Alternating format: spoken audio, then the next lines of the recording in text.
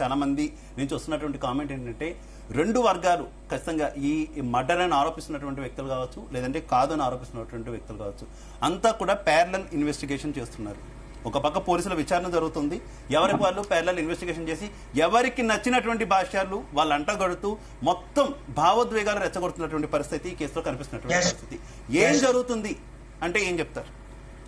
Brother, పగడాల ప్రవీణ్ గురించి దైవికంగా ఎంతమంది అయితే కొనసాగుతున్నారో, ఆత్మీయంగా కొనసాగుతున్నారో వాళ్ళందరికీ తెలిసినటువంటి విషయం. అయితే ఆయన మద్యం సేవించి ఇన్ని మాటలు ఇన్ని వైన్ షాపులలో కొని అనేక స్థలాలకు వెళ్తున్నాడని, ఆయన బయటకు వచ్చిన దగ్గర నుంచి లాస్ట్ వరకు టోల్గేట్ వరకు కూడా కొనుక్కుంటూనే పోయాడని వీళ్ళు పదే పదే చూపిస్తున్నారు. అది కరెక్ట్ కాదనేది నేను ఖండిస్తున్నాను. ఎలాగంటే ఒక దైవజనుడు ఒక మంచి కార్యక్రమానికి వెళ్తూ, ఇప్పుడు ఒకరోజు వైన్ తాగినామంటే సాయంత్రం వరకు ఆ స్మెల్ పోదు, లేదా రాత్రి తాగామంటే ఉదయం వరకు పోదు. అలాంటి వ్యక్తి ఇన్ని చోట్లలో కొనుక్కుంటూ తాగుకుంటూ వెళ్ళి ఆడ ఏమి ప్రజలకు తెలియపరచగలడు? లేదా బ్యాక్ చూడండి, వెనక చూడండి, ఆయన సిచ్యువేషన్ ఏమైనా అలాగే ఉందేమని. కానీ మీరు అన్ని తొందరపాటున ఇదిగో ప్రవీణ్, అదిగో ప్రవీణ్, ఇదిగో ప్రవీణ్ డ్రెస్ చేసిన కల్లా ప్రవీణే చూపించారు. ఆయన అసలు ఒక్కసారైనా ఫేస్ చూపించారా? ఇది మాకు ఒకసారి ఫేస్ చూపించండి. ఇదిగో పగడాల ప్రవీణ్ గారు తీసుకొని తాగుతున్నారు. ఇప్పుడు ఒక వైన్ షాప్ కాడ నిలబడటానికే పాస్టర్ గారు చాలా ఇబ్బందులు పడతా ఉంటారు. ఇప్పుడు ఈయన డైరెక్ట్ సీసీ కెమెరాలో వైన్ షాపులోకి వెళ్ళి తీసుకొని కొనుక్కుంటున్నట్టు. సరే, ఒకవేళ కొనుక్కున్నాడు, ఒక్కటి కొనుక్కున్నాడు, ఇన్నెందుకు కొనుక్కున్నాడు అంటే కొనామదులు షావుకులకు లేదా పాస్టర్లకు తాపాలనుకుంటున్నాడు ఆయన? చెప్పండి. కాబట్టి ఇవన్నీ తెలియకుండా ఆరోపించటం అన్నది వాళ్ళది కూడా కరెక్ట్ కాదు. ఎగ్జాక్ట్లీ పాల్ గారు,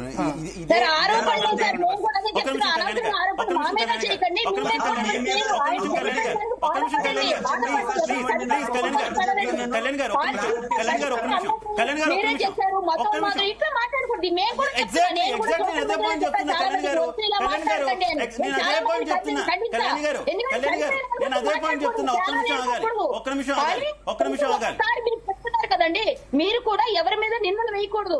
ఇప్పుడు ఆయన తాగేరా లేదా అది తర్వాత ఇన్వెస్టిగేషన్ బయటకు వస్తుంది. తాగలేదా, కొనలేదా, ఆయన చనిపోయినందుకు బాధపడాలి, అది తప్పు లేదు. కానీ వేరే వాళ్ళ మీద వేయకూడదు కదా. మేము అదే బాధపడుతున్నాం. ఒక మనిషి చచ్చిపోతే ఆనందపడే పైశాచికత్వం ఎవరికీ ఉండదండి.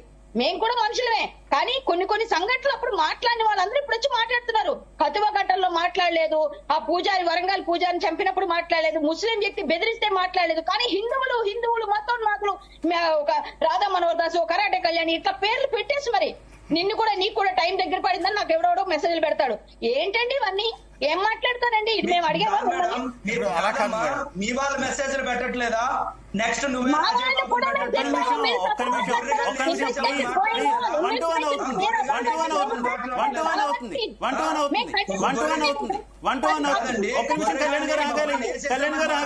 కళ్యాణ్ గారు ఆగాలి ప్లీజ్.